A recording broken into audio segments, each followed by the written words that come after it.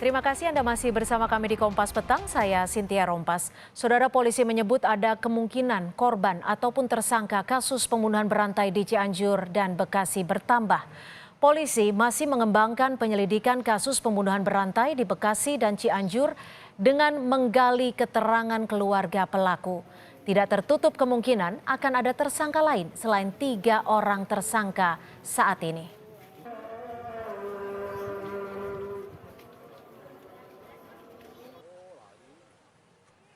Yang pertama terkait tersangka, apakah ini ada tersangka yang lain? Yang kedua terkait dengan korban, apakah ada korban yang lain? Dan juga potensi korban, artinya kita ingin melihat sebenarnya motif daripada pelaku ini seperti apa sebenarnya. Dan kami juga sudah membuka posko di sini. Kami sekali lagi karena ini adalah operasi kemanusiaan ya. Dalam rangka kemanusiaan jangan sampai nanti ada tersangka lain yang tersisa. Dalam artian apakah ini dimungkinkan ada tersangka-tersangka lain masuk sindikat ini ataupun mungkin nantinya ada korban lain yang belum ketemu, kami harus cari termasuk motifnya. Terbongkarnya pembunuhan berantai oleh Wawon Erawan CS bermula dari kasus keracunan di Bekasi yang menewaskan 3 orang hingga berkembang ketemuan 9 korban. Polisi menyebut masih ada kemungkinan baik korban maupun tersangka kasus ini bertambah.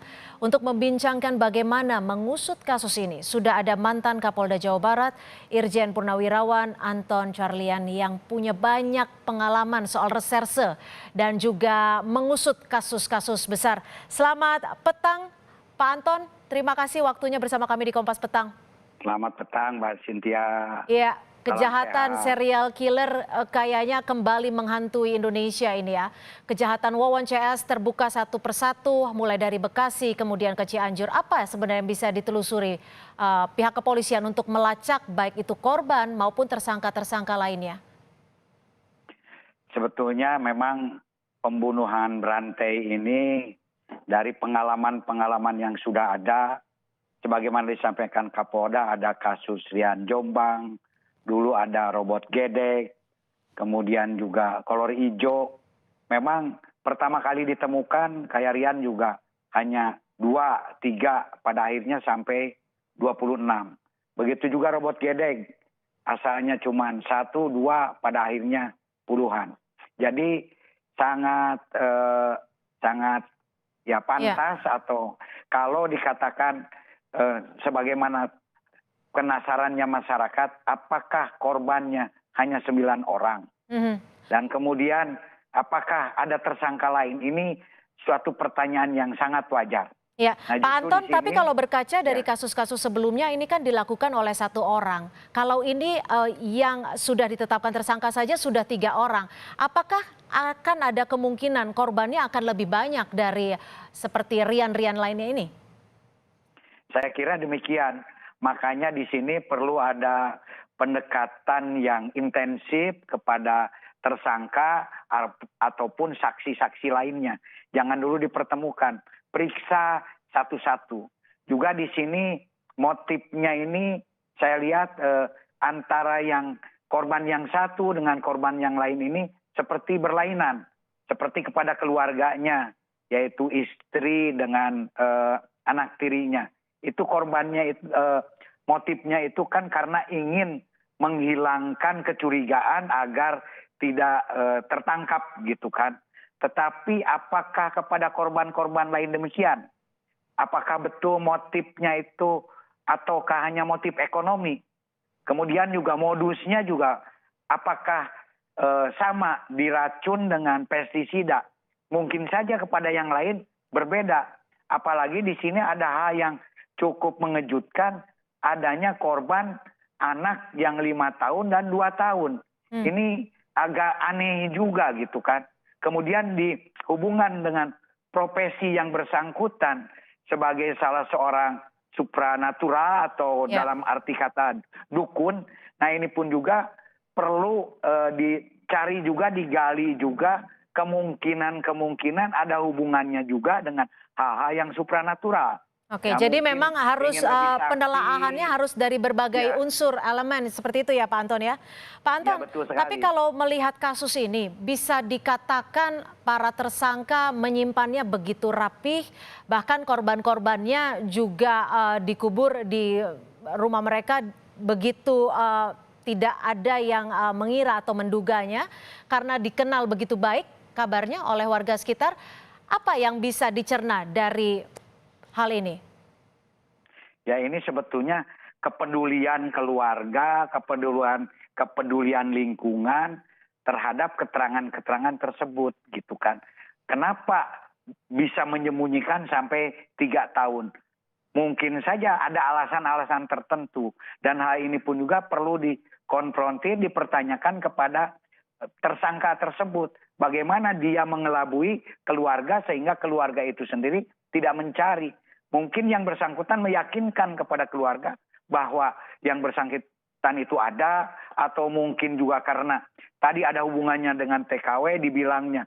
Mungkin dikirim ke Arab Saudi sehingga bisa memberikan satu keterangan yang logik dan masuk akal sehingga tidak dipertanyakan oleh keluarga maupun tidak dipertanyakan oleh lingkungan. Itulah kepandaiannya. Dan dengan banyaknya orang mungkin saja di sini bisa tanyakan saja kepada ini saksi saya, teman saya, betul misalkan ini dikirim ke Saudi atau lain-lain. Inilah kerjasama inilah yang mungkin bisa meyakinkan keluarga, masyarakat dan lingkungan percaya dan tidak bisa Pak Anton, mencari. kalau berdasarkan pengalaman Anda menghadapi kasus-kasus seperti ini, menurut Anda tadi menyebut motifnya berbeda-beda. Ini adalah hal yang berbeda. Bagaimana Anda melihatnya? Apakah memang hanya sekedar keinginan atau memang motif ini sebagai utama dari pembunuhan? Ya justru ini yang harus didalami. Saya lihat dari konstruksi pasal. Konstruksi pasal itu sendiri ada 339. Ini 339 itu kan untuk menghilangkan kecurigaan yang didahului dengan adanya tindak pidana lain. Kemudian juga ada 340 dan 338. Dan tidak menutup kemungkinan seandainya korban-korban ini masih hidup, bisa juga 372, 378, penipuan, penggelapan, bahkan tidak mustahil kepada uang palsu. Karena ini kan ada penggandaan uang. Nah jadi di sini motifnya itu lain-lain, kepada keluarganya dia ingin menghilangkan keluarga itu agar tidak dicurigai. Tapi apakah kepada TKW yang menagih motifnya sama? Kan tidak mungkin, kemungkinan motif ekonomi.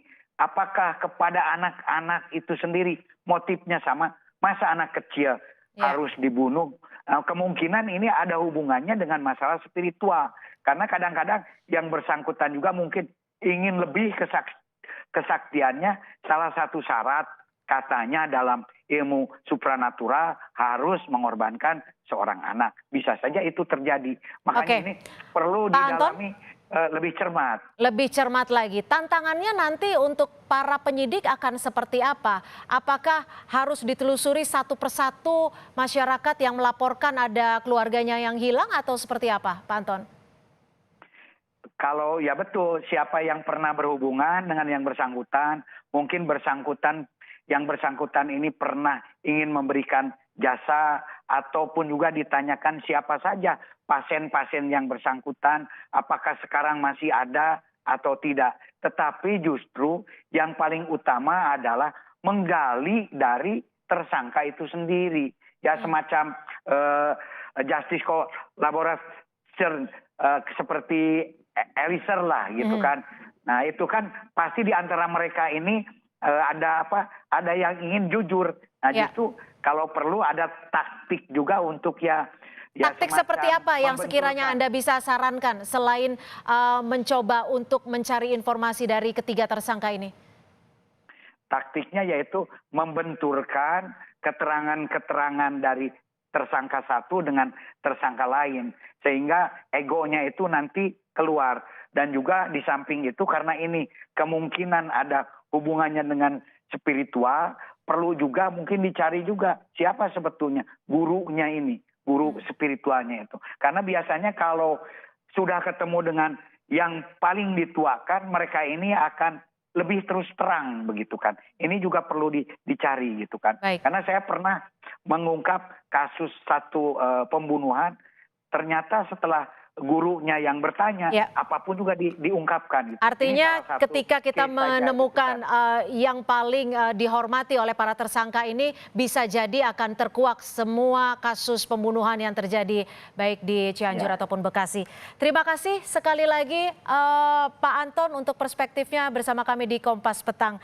Mantan Kapolda Jawa Barat Irjen Purnawirawan Anton Carlyan sudah bergabung bersama kami di Kompas Petang.